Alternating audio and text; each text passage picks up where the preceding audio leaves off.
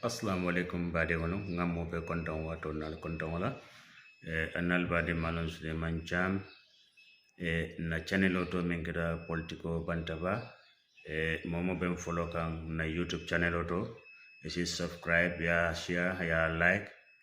Honorable Darboe, welcome back to Coffee Time with Peter Gomez. Thank you very much, Peter, for hosting me again in this studio. And let me start by congratulating you. Thank you very much. For the remarkable service that you are doing to the country. 20 years is just not 20 days, it's not 20 weeks. Thank you. You've been doing it with great deal of professionalism. And we want to congratulate, and also to congratulate you for having the foresight of owning your own premises, wherein you carry out this very wonderful job. Thank you very much. But somebody has chosen to insult us. I say us because we come from St. Augustine's High School. I'm sure when I read the message, you will know immediately who this person can only be. Congratulations, he says. It's a good start, West Coast Radio, on this your day. Single-minded determination, hard work, talent, and good leadership have transformed a run-of-the-mill radio station into a national standard. Bravo. Keep up the great job, Peter. I guess that is what being an honorary GHSer is all about. Somebody from GHS? That's not us. Well, that's certainly not us, Yeah. But then the descriptions really fits us. Yeah, absolutely. Really fits us. Yes. He's from Lamin Mane. I know. I want you to, to expel him from the party. Well, we're taking for disciplinary action. I'm shocked to see you in blue. I thought, Hamad Ba walked through the door. I was expecting Lawyer Darboe in yellow. Well, Hamad Ba is my brother. Is he? Oh, yes. Ah. It's funny. In the cabinet, Ahmad Ba is the only person that relates with me personally and officially. He has not really forgotten the difficult days when we were together fighting Jammeh. He has really not forgotten that day. Those periods. So once in a while, if I put on the blue, it reminds me of my younger Smaraka. It reminds me of him, Well, somehow I'm in blue. In blue, yes, Yeah. And a bit of yellow. And I'm not sure whether today, 25th August, whether it signifies anything to NRP. Yeah, well, yeah. I hope it does. I hope well, listen, I hope you have all $111,000 with you here because we want our share of the money. Well, I think I'll talk to Ahmad Sani because the folks back in Seattle believe that they should send that money directly to the treasurer. He's the person who takes responsibility for finances. I probably they believe that if I put it in my pocket, I may also go by the back way, That's a good one. Tell us about that fundraiser. Well, it's traditional for UDP to organize conventions in the diaspora, but this particular one was for the entire diaspora. And it was not only meant for drumming up support, but also for raising funds. We are approaching the 2026 presidential elections, and in fact, the 2026-2027 election cycles, where it's fast approaching. And politics means money, particularly in the Gambia. Politics has become so monetized that if you do not have sufficient funding, your campaign could really be, abruptly halt. And we are guarding against that, and that is why I went out to Seattle at the invitation of the diaspora executive to help in raising funds. And I believe my presence also encouraged folks there to put in their dollars, to put in their cents, the honest earning, their honest earnings. I do not blame any political party for securing funding from any source, but we are not securing our funding from sources that will make us obligated to them to do what we should not be doing. Yes. Okay. And what did you organize gala dinners? Did you organize concerts with popular musicians from the Gambia? No, unfortunately, no, there were no musicians there. Only there was one lady griot, in fact, from my own griot, from my own griot family. Okay. She was there, but she didn't perform much. It was just usual dinner, and then people started making pledges. And, a young lady, I won't mention the name, but her father was my bosom friend. She donated $10,000. You should tell me her name. I don't want to embarrass her. No, you should tell me her name after the program. After the program. So that I send her a begging letter. Yes. And another gentleman, I don't think I'll embarrass him, if I say his name, also donated $7,500. Wow. Numukunda Darboe, he's my brother, the last of our siblings. He donated $7,500. Another gentleman who also don't want to embarrass with his wife donated $6,000.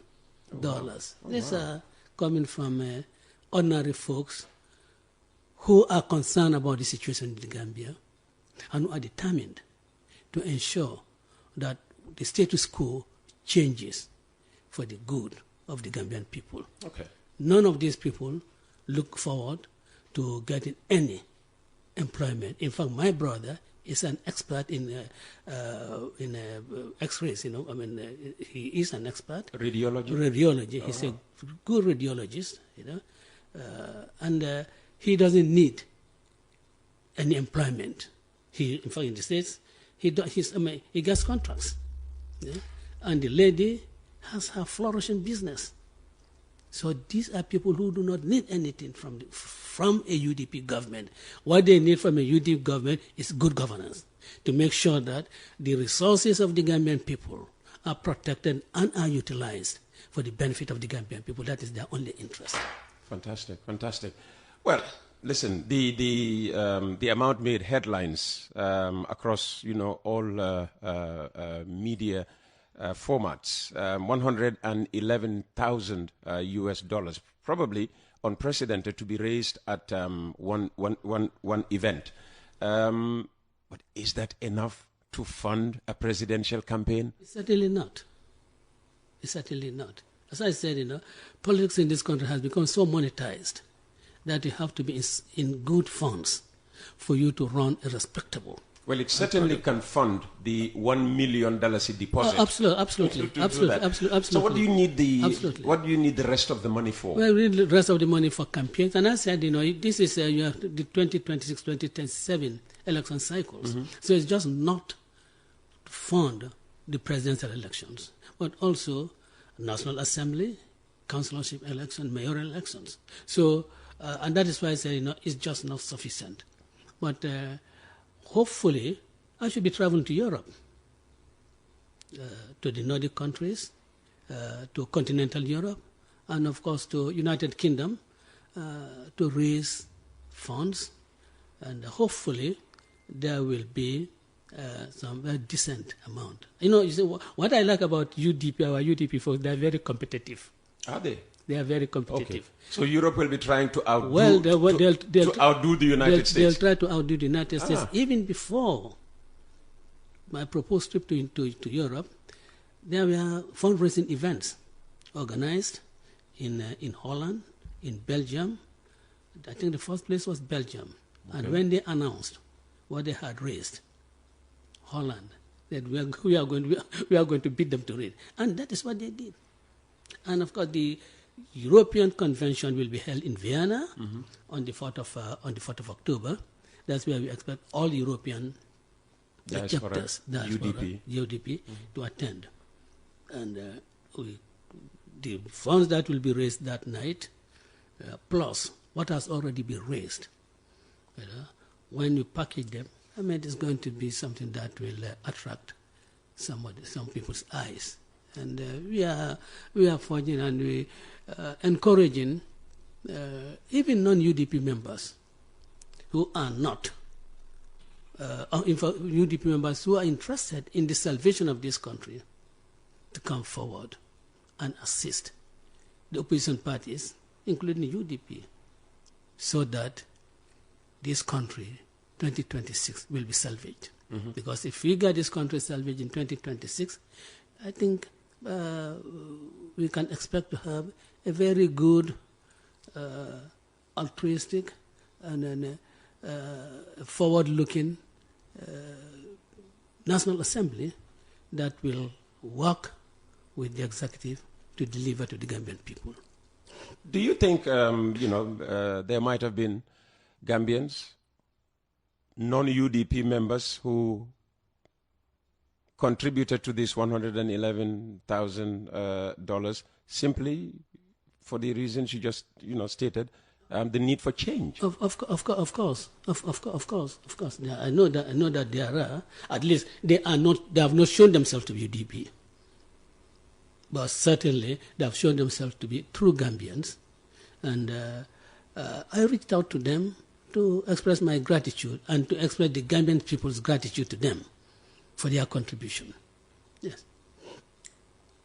You spoke about the situation of the country, which is why you think we need change. We'll come to that later on. And of course, the ongoing, application process for flag bearer, standard bearer position for the UDP vis-a-vis 2026. But last week I hosted your immediate predecessor as vice president. And obviously the issue of 3 years Jotna came up, and the question was, how did we get there? And of course, your name came up. Do you need to clarify anything in respect? Peter, this is an issue that I find difficult to talk about. I find it embarrassing. But I think it is better, however embarrassing it is to me, it is better to set the record straight. Absolutely. The narratives, proper narratives should be given.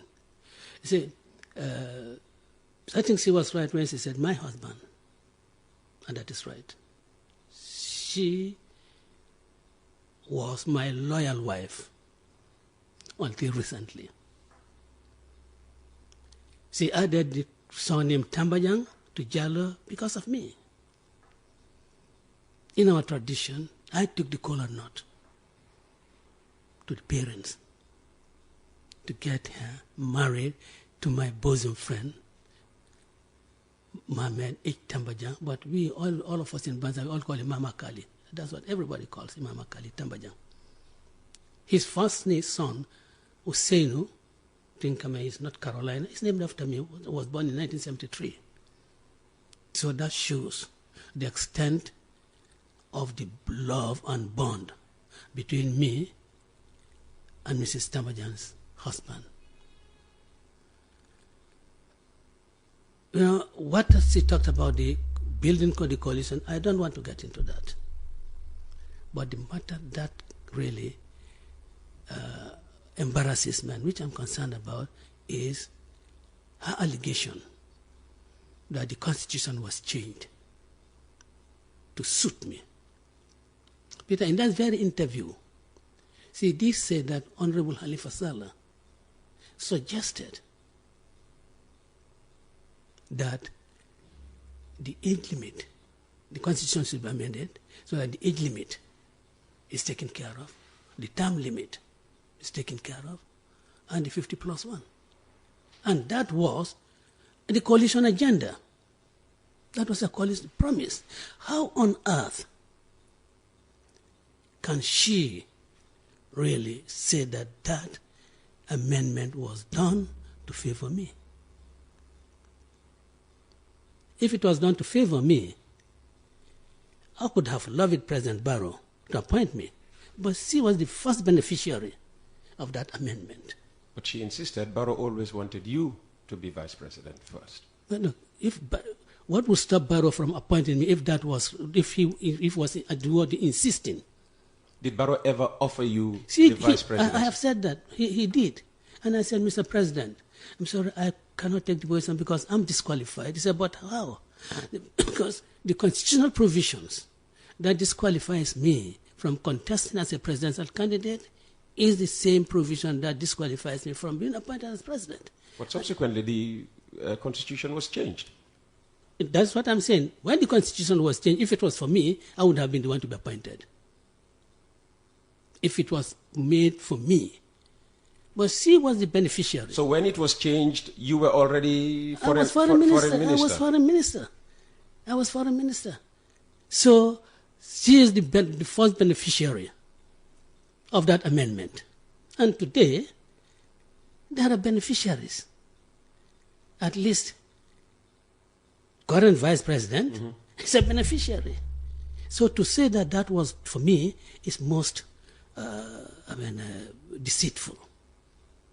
But you know, Peter, her ascendancy to the office of vice president, I had stood by her. I knew that really wanted that position, that job. I knew that.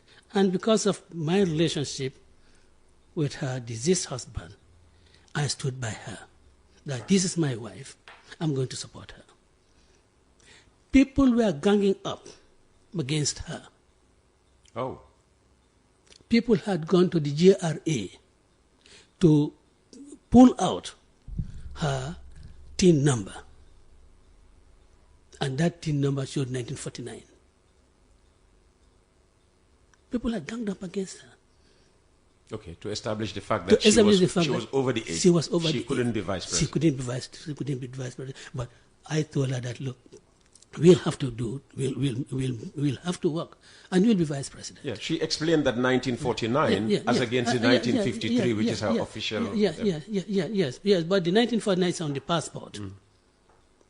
It's not on that was the passport that carried on. But then, if that was done, really, years before she got into politics, why would the TIN number also carry the same? I think the TIN number should reflect, is it 53 or 54, whatever year? 53. 53. It should have reflected that. No? But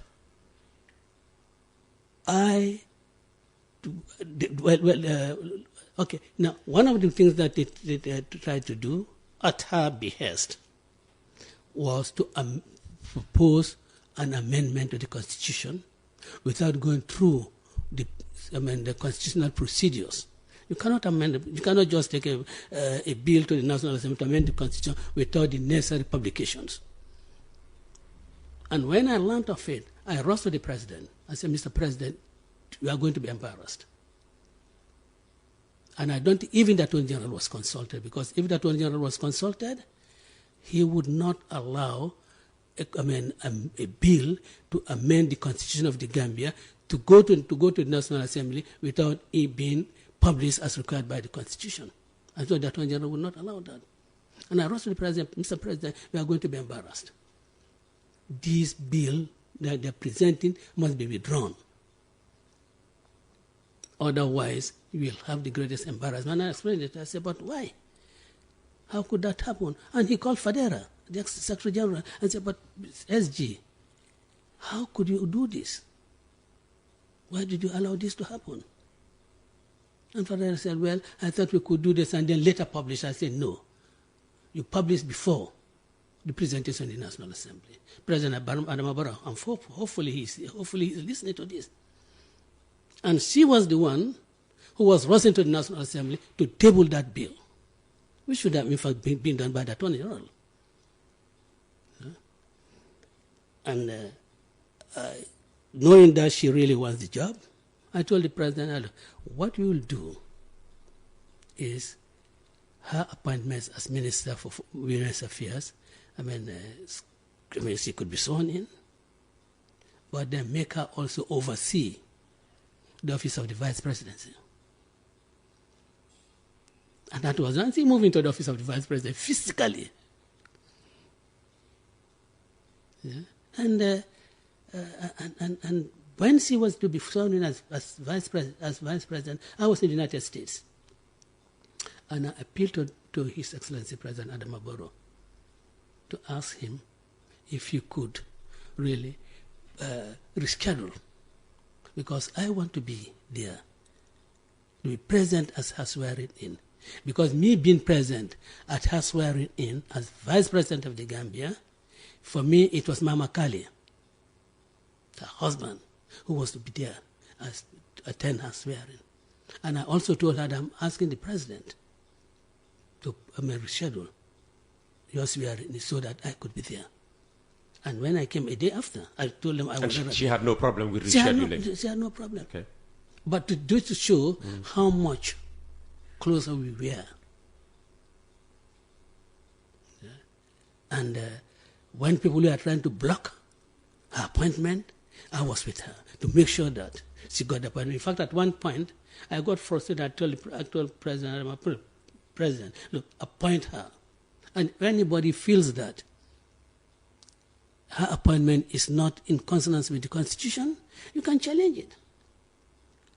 He said, well, Mr. Darboe, let us just go through the parliamentary process that we are doing now, because we don't want to start going to court too early in the life of this government, which I think makes a lot of sense. Sure. For me, sometimes when I'm in a fighting mood, and I know the obstacles that people want to place before me, I fight back. And I was in that fighting mood. And he said, look, let us go through the parliamentary processes, which was done. And Peter, let me just. So I stood by her for her to be appointed as Vice President. And we were working together closely. People will have problems with her, and they will call to me, tell your wife this, tell your wife that. In fact, there was an issue with Bailamin, and Bailamin came to me and said, please, Wahala Sajabar, because he was trying to double, in the affairs of the ministry, in matters related to the Gambia Ports Authority. And I talked to her. She wanted to be a prefect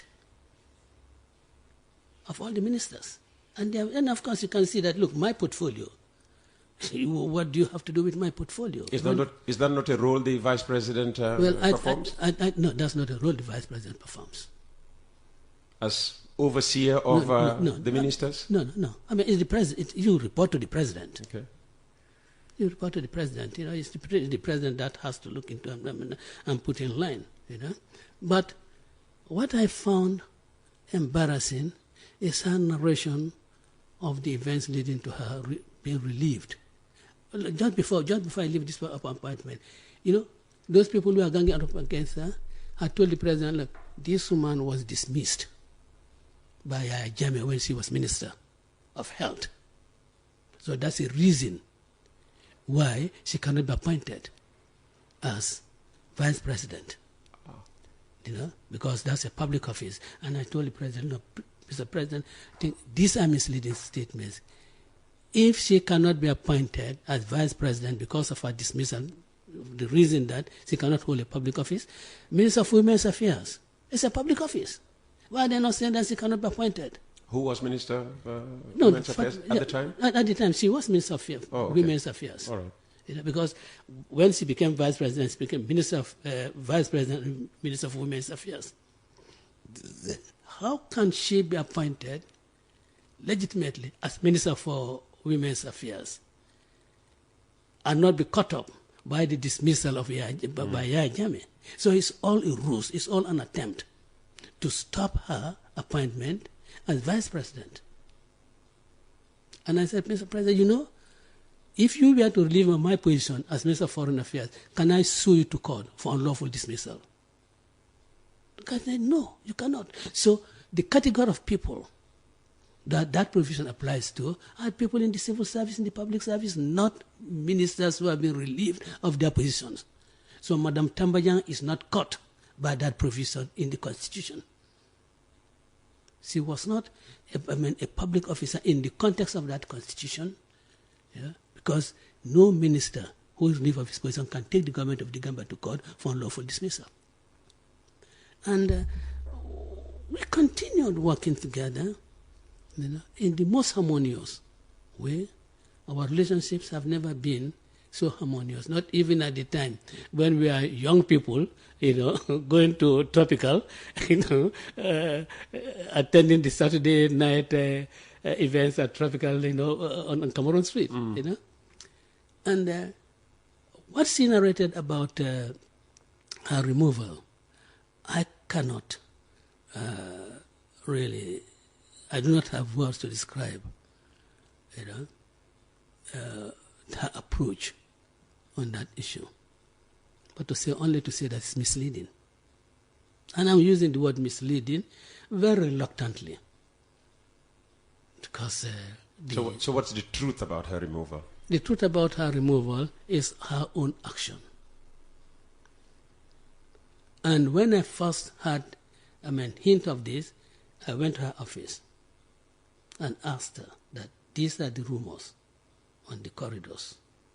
What were the rumors then? The rumors were that she had sent a letter to the United Nations and passed herself off as the acting president of the Gambia. She said, this is not true. People are just making stories about me, trying to discredit me. I've never done that. And well, I took her word. Because I didn't believe that she could really, she could deceive people about it. Didn't ask me. I don't think she could deceive me. Yeah? Well, that year, the Ramadan, we were in China. Myself, Amadou, Bailamin, and I think Fafasanyang, the Korite, found us in flight, coming to returning home. And I suggested to my colleagues that, look, when we go back home, we should go and see the president. The usual Korite prayers, of our usual Korite prayers ourselves, since we are not there on Korite Day. And that is what that is what we did. And when I finished with the presidency, I went to her office. I found some people in the waiting room, and I said, please, you'll permit me, let me go and see VP some urgent matters. And I think Ahmad Sane was probably in the waiting room. Yeah.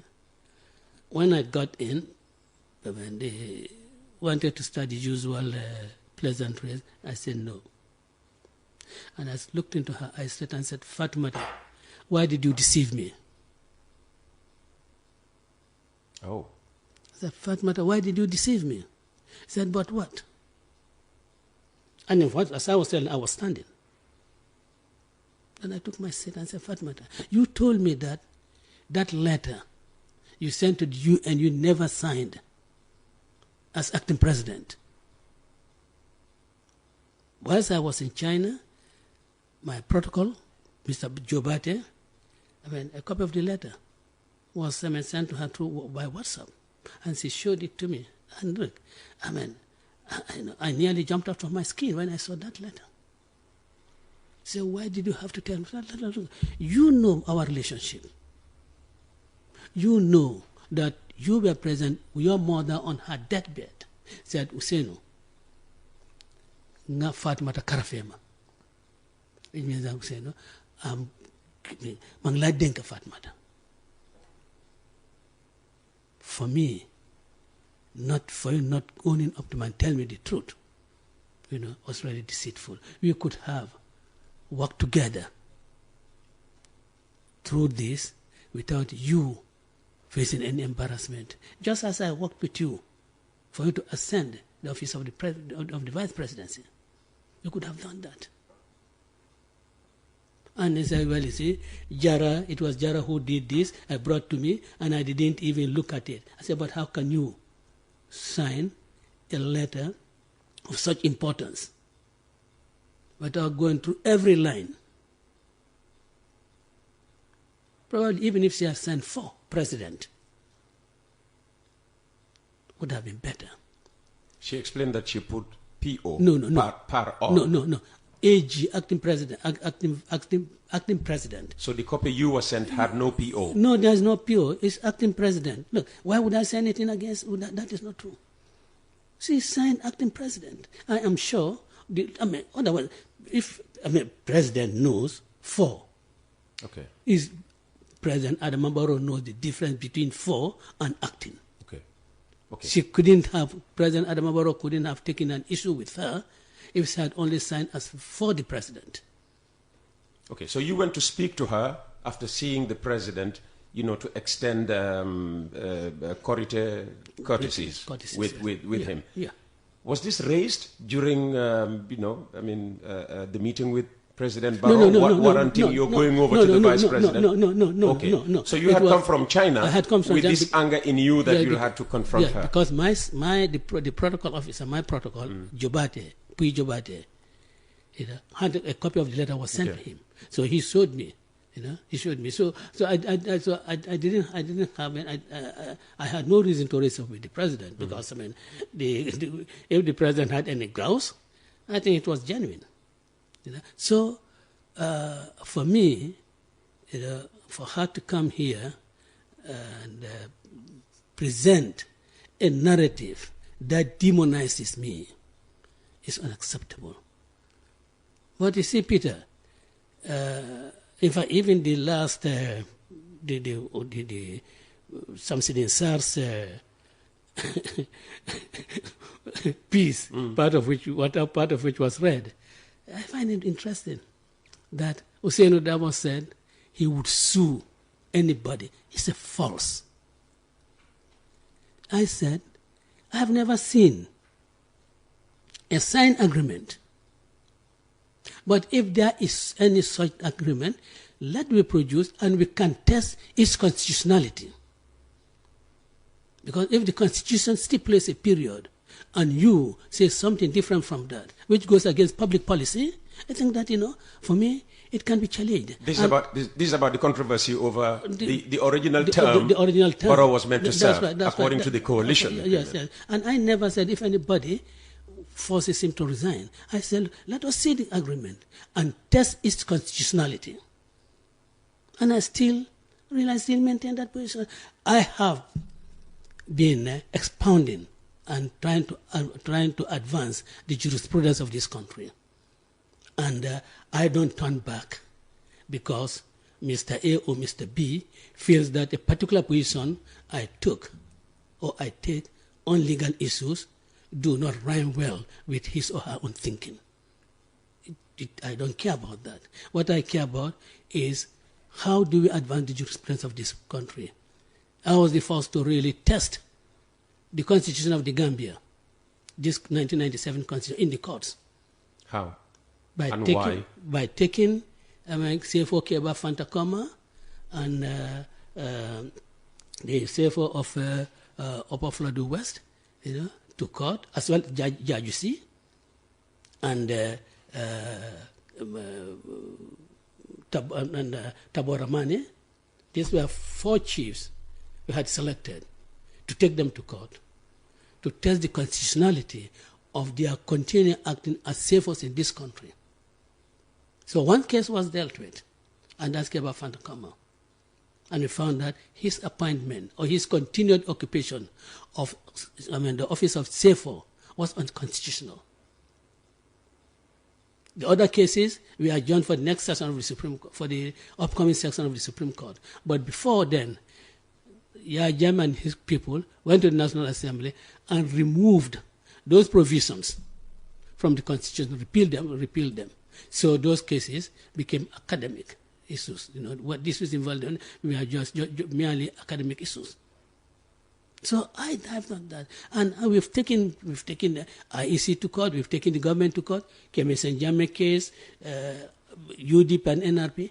We advance the jurisprudence of this country, and we'll continue to do so for the benefit of present-day generation Gambians and for future generations. So, Peter, UDP has been chosen as a punching bag by people who are engaged in self-glorification and who really want to make themselves relevant. And me in particular, I've been taken to be the demon of that organization called UDP. So any Tom, Dick, and Harry, they come, we punch them, but we are so resilient. And whenever we have the opportunity of falsifying their allegations against us, we do so. And all those people who make these allegations, bring them face to face with me. And we'll show that their vilifications of United Democratic Party and me, it's really been done for some other motives, not because there's anything truthful in it. But Peter, it's very difficult for me to really deal with this Fatoumatta Tambajang issue. I feel embarrassed, but I have no choice but really to come and put the proper narratives before the Gambian people. What actually happened? There are a lot that I have left behind because I do not want to cause further embarrassment to her. I'm sure while she's sitting in her house, she's hurting.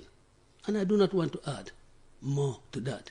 There have been several inaccuracies or inaccuracies about the OIC, about other things, but I do not think I want to reduce myself to the level of addressing those issues, except to say that that letter never went to the Ministry of Foreign Affairs for transmission to the UN. Oh, where did it go? Never. I don't know. I don't know how they got it.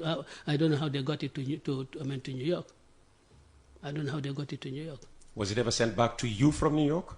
It was never sent to me. It was never sent to me from New York. In fact, I understand it was sent from New York to the president directly to show her that this is what is happening. I had absolutely no hand in her removal from office. She paved the way for her removal from office, and that trying to show herself to be what she is not. And when you knew the president, was intending to let her go, did you try based on the relationship? I have never known that the president intended to remove her. I've never known that. If I knew, I would definitely